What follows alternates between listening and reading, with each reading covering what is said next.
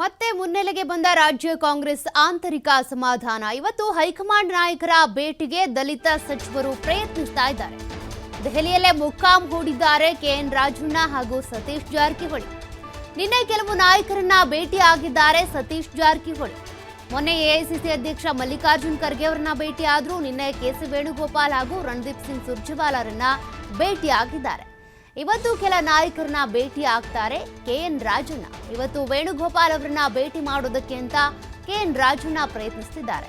KPCC ಅಧ್ಯಕ್ಷರ ಬದಲಾವಣೆ ವಿಚಾರದ ಬಗ್ಗೆ ಪ್ರಸ್ತಾಪ ಮಾಡುವ ಸಾಧ್ಯತೆ ಇದೆ. ಜೊತೆಗೆ ಅಧ್ಯಕ್ಷರನ್ನ ಯಾಕೆ ಬದಲಾಯಿಸಬೇಕು, ಏನ್ ಪ್ರಯೋಜನ ಅಂತ ಕೂಡ ಚರ್ಚೆ ಆಗೋ ಸಾಧ್ಯತೆ.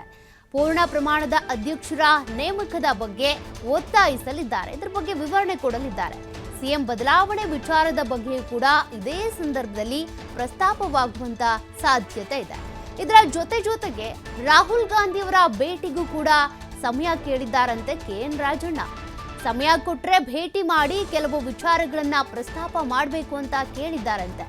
ಕುತೂಹಲ ಮೂಡಿಸಿದೆ ದಲಿತ ಸಚಿವರ ಹೈಕಮಾಂಡ್ ಭೇಟಿ.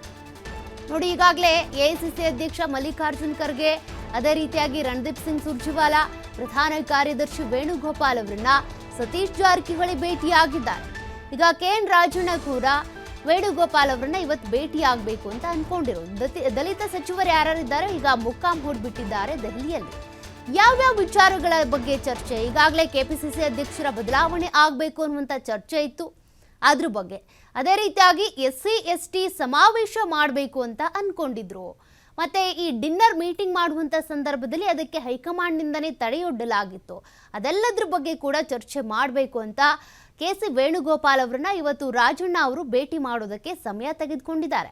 ಅಷ್ಟೇ ಅಲ್ಲ, ರಾಹುಲ್ ಗಾಂಧಿ ಅವರನ್ನು ಕೂಡ ಭೇಟಿ ಆಗಬೇಕು ಅಂದ್ಕೊಂಡಿದ್ದಾರಂತೆ.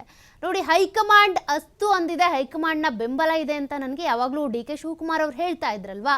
ಹಾಗಾಗಿ ಕೆಪಿಸಿಸಿ ಅಧ್ಯಕ್ಷರೂ ಆಗಿದ್ದಾರೆ, ಉಪಮುಖ್ಯಮಂತ್ರಿಯೂ ಆಗಿದ್ದಾರೆ, ಪ್ರಬಲ ಖಾತೆಗಳನ್ನ ನಿಭಾಯಿಸ್ತಾ ಇದ್ದಾರೆ. ಹಾಗಾಗಿ ಅದೇ ಸ್ಥಾನಕ್ಕೆ ಈಗ ಕುತ್ತು ತರೋದಕ್ಕೆ ಅಂತ ದಲಿತ ಸಚಿವರು ಈ ರೀತಿ ಹೈಕಮಾಂಡ್ ಭೇಟಿ ಮಾಡ್ತಾ ಇರೋದು. ಮತ್ತಷ್ಟು ಡೀಟೇಲ್ಸ್ ಕೊಡ್ತಾರೆ ಪ್ರತಿನಿಧಿ ಶಿವಕುಮಾರ್ ಜೋಹಳಿ.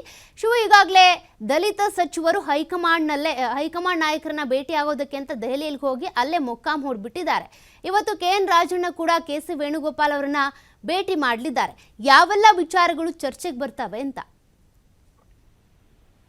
ಸತೀಶ್ ಜಾರಕಿಹೊಳಿ ಕಳೆದ 2 ದಿನಗಳ ಹಿಂದೆನೆ ದೆಹಲಿಗೆ ಭೇಟಿಯನ್ನ ಕೊಟ್ಟಿದ್ರು. ಕರ್ನಾಟಕ ಭವನದ ಉದ್ಘಾಟನೆ ಕಾರ್ಯಕ್ರಮದ ಹಿನ್ನೆಲೆಯಲ್ಲಿ ಪರಿಶೀಲನೆಯನ್ನ ಮಾಡೋದಕ್ಕೆ ಅವರು ದೆಹಲಿಗೆ ಭೇಟಿ ಕೊಟ್ಟಿದ್ರು. ಆ ಸಂದರ್ಭದಲ್ಲಿ ವೇಣುಗೋಪಾಲ್ ಅವರನ್ನು ಕೂಡ ಭೇಟಿ ಮಾಡಿ ರಾಜ್ಯ ಕಾಂಗ್ರೆಸ್ ನಲ್ಲಿರುವಂತಹ ಆಂತರಿಕ ಅಸಮಾಧಾನಗಳು, ಜೊತೆಗೆ ಕೆಪಿಸಿಸಿ ಅಧ್ಯಕ್ಷರ ಬದಲಾವಣೆ ವಿಚಾರ, ಸಿದ್ದರಾಮಯ್ಯನವರನ್ನ ಮುಖ್ಯಮಂತ್ರಿಯಾಗಿ ಮುಂದುವರಿಸಬೇಕು ಅನ್ನುವಂತ ವಿಚಾರಗಳನ್ನು ಕೂಡ ಅವರ ಮುಂದೆ ಪ್ರಸ್ತಾಪ ಮಾಡಿದ್ದಾರೆ. ಅದಕ್ಕೆ ಹಲವು ಕಾರಣಗಳನ್ನ ಕೊಟ್ಟಿದ್ದಾರೆ. ಯಾವ ಕಾರಣಕ್ಕೆ ಮುಂದುವರಿಸಬೇಕು, ಮತ್ತೆ ಇಲ್ಲಿ ಕೆಪಿಸಿಸಿ ಅಧ್ಯಕ್ಷರ ಬದಲಾವಣೆಯನ್ನ ಯಾವ ಕಾರಣಕ್ಕಾಗಿ ಮಾಡಬೇಕು ಅನ್ನುವಂತ ನಿಟ್ಟಿನಲ್ಲಿ ಅವರಿಗೆ ಸಂಪೂರ್ಣವಾದಂತಹ ವಿವರಣೆಯನ್ನ ಕೊಟ್ಟಿದ್ರು. ರಾಹುಲ್ ಗಾಂಧಿ, ಸೋನಿಯಾ ಗಾಂಧಿ ಅವರ ಭೇಟಿಗೂ ಕೂಡ ಅವರು ಸಮಯಾವಕಾಶವನ್ನ ಕೇಳಿದ್ರು.